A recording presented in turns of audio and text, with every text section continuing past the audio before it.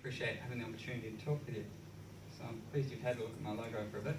Let's have a look at some 3D printers. So about 6 years ago, I started out on this idea to start making 3D printers. And that was the business plan was to make and sell 3D printers. It was quite an idealistic thing at the time, and no one else was really doing it in New Zealand. So I developed what we call a Delta printer. It's quite a unique format of 3D printing. And I pushed, you can see we've got the in spiral space there video, and you can see a couple of my 3D printers up there. So what I found when I was doing this 3D printing is that it's actually really hard to sell 3D printers. When you're competing with the likes of the Chinese manufacturers in terms of what can be produced, and then also the mentality that people have in terms of what is a 3D printer. If it produces an object, then that's fine. I mean, some people just think, hey, it's a magic box, and that's the end of it. So this is what my 3D printers look like.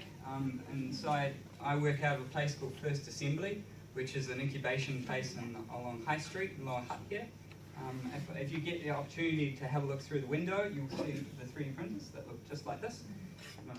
Its real advantage comes in rapid prototyping. We've got an idea that we want to try and produce. The alternative would be to get dies made up, send it off to China, but work with a team. It can take weeks to develop a product. So if you just want something in your hand, you want to check if the geometry works, is it going to happen as you expect it to, 3D printing is absolutely ideal for that. So you need geometry that can't be made any other way. So that is because you're producing geometry layer by layer, that you can create geometry inside of geometry in completely new ways.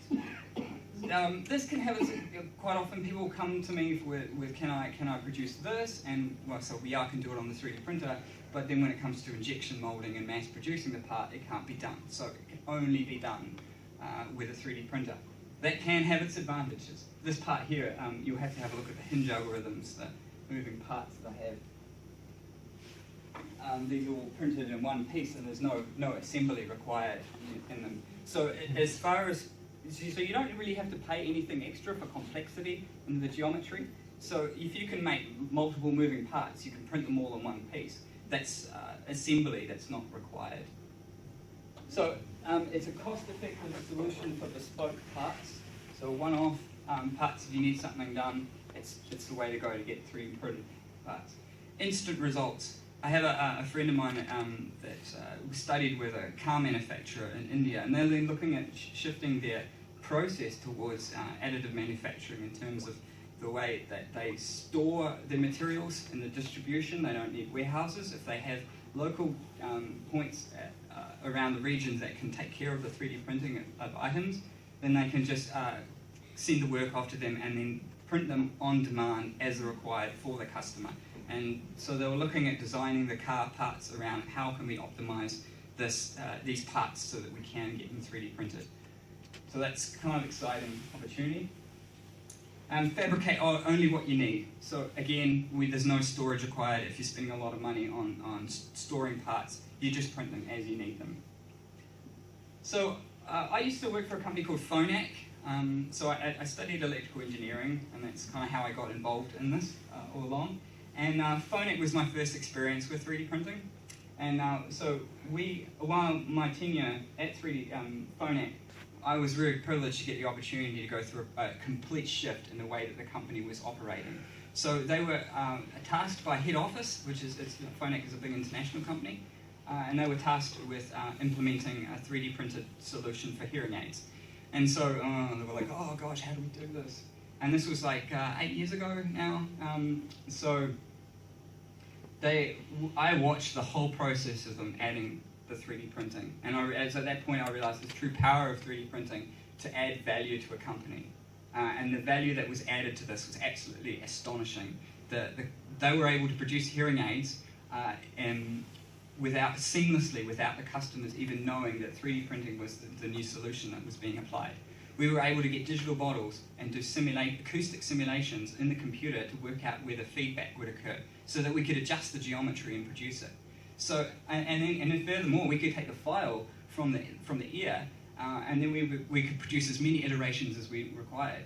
So before, when we used to break something in the lab, we'd have to ask the audiologist to get another ear impression, and that took time, and it was a real drag. But now we just get the digital file, and we just print them off another one. So yeah, that revolutionized that company. So I really wanted to talk about the ways that this can optimize your business in terms of creating new geometry.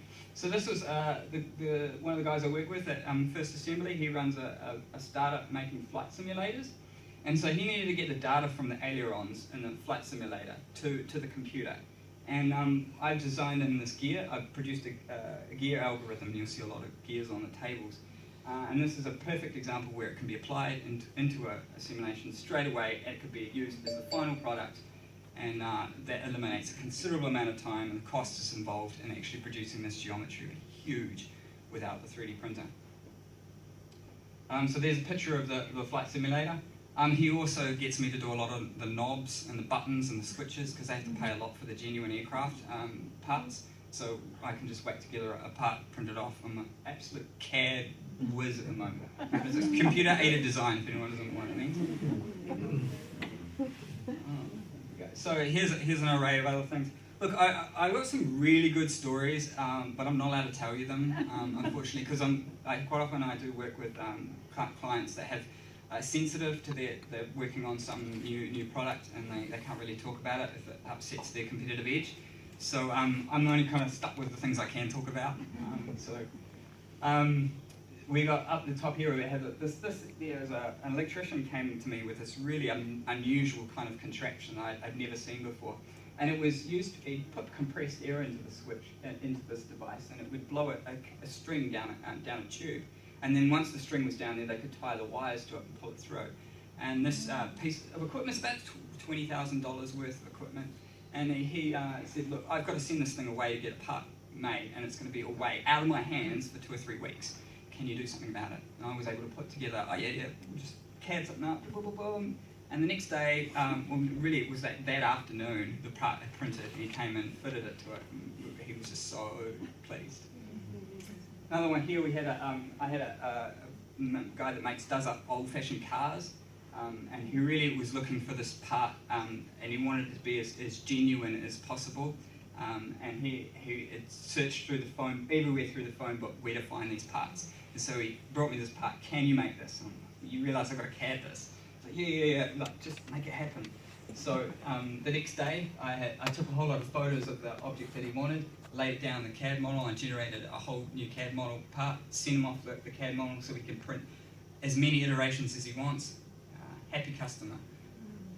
We had a client of mine wanted to have the guitar hang from the wall, but they didn't want to have something too ugly, so the brief was to create something that looked kind of organic. So I was trying out some new CAD tools, and you can see that this thing just protrudes from the wall, and it holds the guitar, really nice. This one down the bottom here in the right corner, you'll see I've got my cell phone mounted onto it. This has absolutely been fantastic. If you get a chance to have a look at my Facebook page, you'll see all the videos I've made.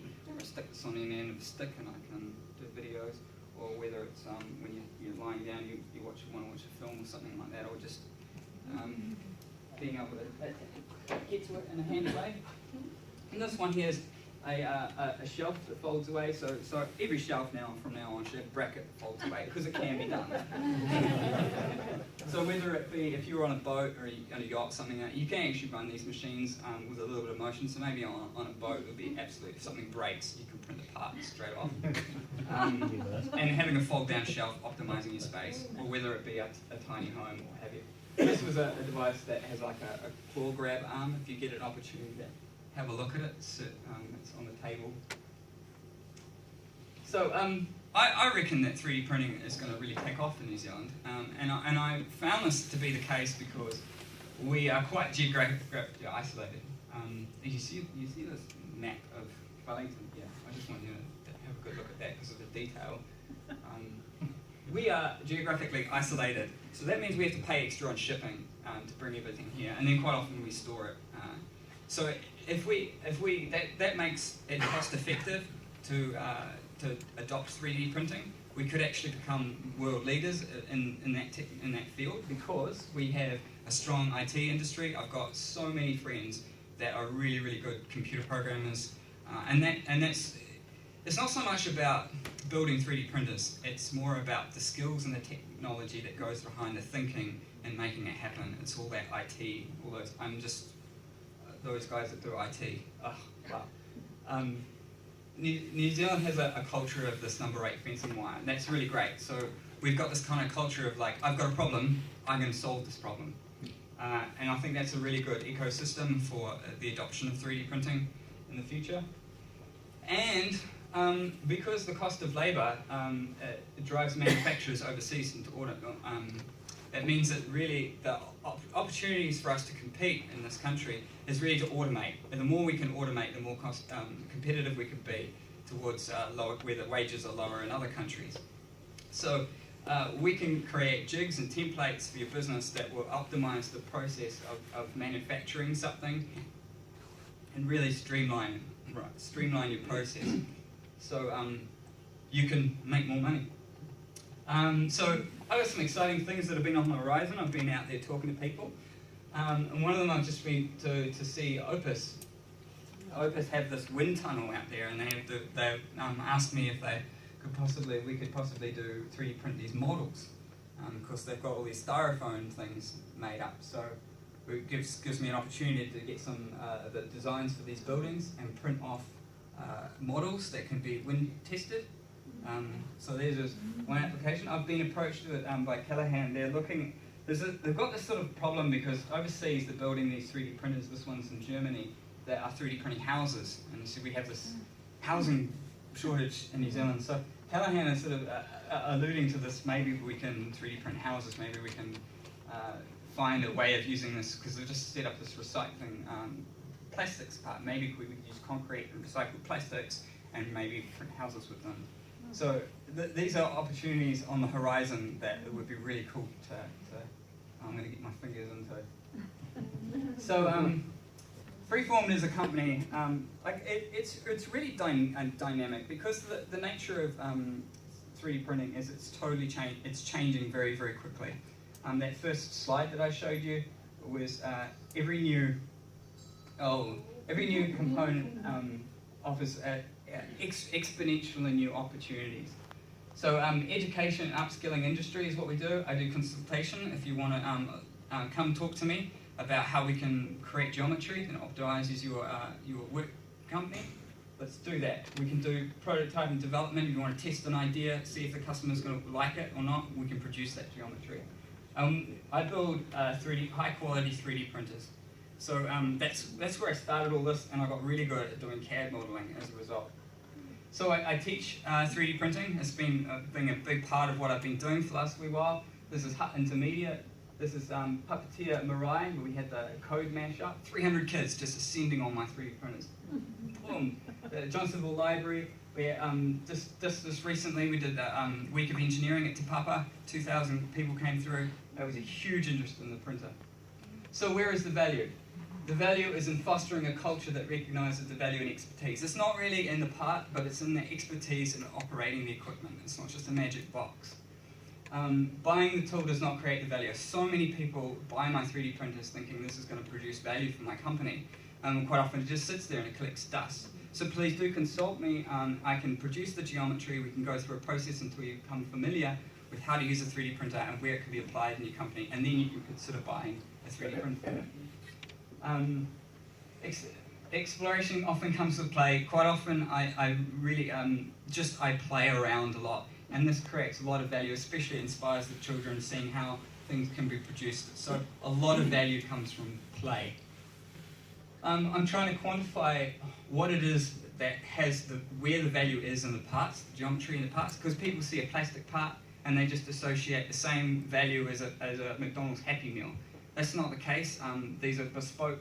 That's where the value is in. The value is in the expertise of the technician to set the equipment up to produce the part. So I've just created some pie charts, and you can see the actual cost of the material is almost negligible to the cost of actually the technician's wages to get the machine set up ready for it. I want you to have a think about how you can apply this technology, and you have a look at the parts that I've laid out and think, maybe how can I apply this in my company? Talk to people you know that may be able to benefit. Maybe there's someone maybe you don't know, maybe there's someone else that can.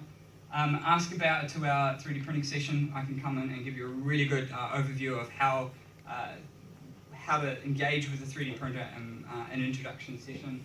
And the door's always open for investment and joining the team. I'm always interested in getting more team members on board. Please contact me. Here's my details. Hope we're still in time. No, we're excellent. All right.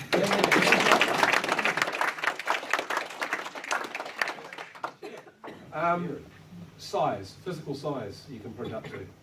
So my machines run at 200 by 200 by 400. I might add though that if you've got an application that requires a bigger one, I'm well networked, so I can access other machine or equipment if that's need be. And quite often parts can be broken up into smaller bits and assembled. Is the 3D printing, which has been around, what, 6-7 years now? 3D printing's been around for about 20. Oh, has it? Yeah. But it's come to the forefront in more recent years. Yes. Overseas, is it growing? Oh yes. Are the numbers of producers of the equipment growing? Yes. Yes, most definitely. So everywhere in the developed world, it's becoming. Absolutely, Good. absolutely. There was a key patent exploration that Stratus owned in 2012 that launched a huge push in that industry. As you do prototypes and things like that, have you tapped into or been approached by people like in the medical sector, like occupational therapists and surgeons to prototype things? Not yet. I'll be looking forward to that.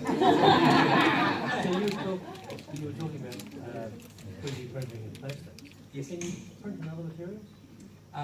For now, I'm just doing plastics. Like I said, I can network you on. We can do 3 different metals and nylons. I can access other people that do have 3D printers that can do that.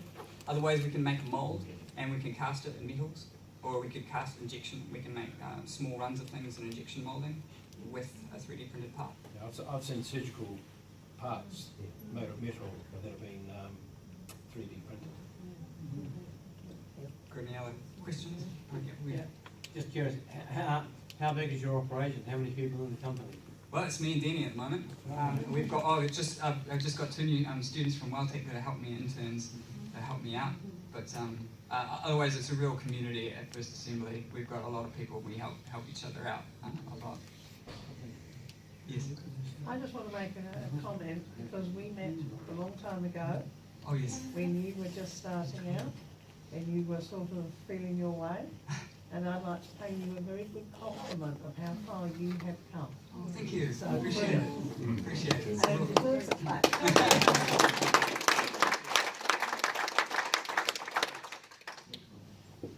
I don't know about you, but this is like, this stuff didn't exist this was not my normal growing up. The world has changed so much. But like you said, the kids just flock to you because this is their normal. This is our kids and grandkids. This is going to be like their new Lego or their occupation or something. So we're really getting left behind in a hurry.